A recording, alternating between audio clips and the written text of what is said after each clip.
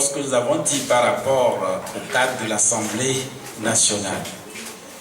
Et si le gouvernement estime que le cadre du dialogue c'est l'Assemblée nationale, disons que cela ne saurait se faire.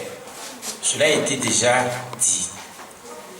Parce que dans le document qui vous a été présenté, il est dit clairement que à l'Assemblée nationale, pour voter une loi, soit on introduit une proposition de loi, soit un projet de loi.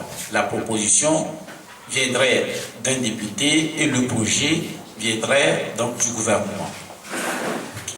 Et lorsque le gouvernement veut introduire un projet, ils en débattent au niveau du Conseil des ministres. Et cela ne reflète que la position du gouvernement et la position de la majorité. C'est leur position. Alors que dans le cadre d'un dialogue tel que l'accord le préconise, on ne voudrait pas qu'on vienne imposer simplement le point de vue d'une tendance, fût-elle majoritaire. Et donc le dialogue aboutit nécessairement à un consensus.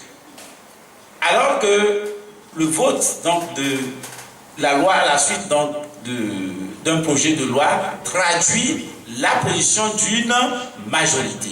Parce que nous sommes majoritaires, voici ce que nous voulons et nous l'imposons aux autres partis. Et nous pensons que dans l'intérêt général, on ne saurait admettre une telle démarche. Nous avions eu déjà à dire que la forme parfois traduit bien la volonté ou peut-être l'esprit des institutions.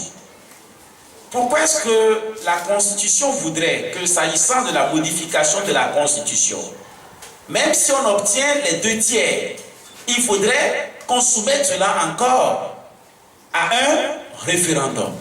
C'est parce que la Constitution, sa logique, est totalement différente de celle d'une loi, où on y va, la majorité vote et la majorité l'emporte. La question qui se pose aujourd'hui, c'est de savoir clairement, est-ce que le gouvernement veut des réformes?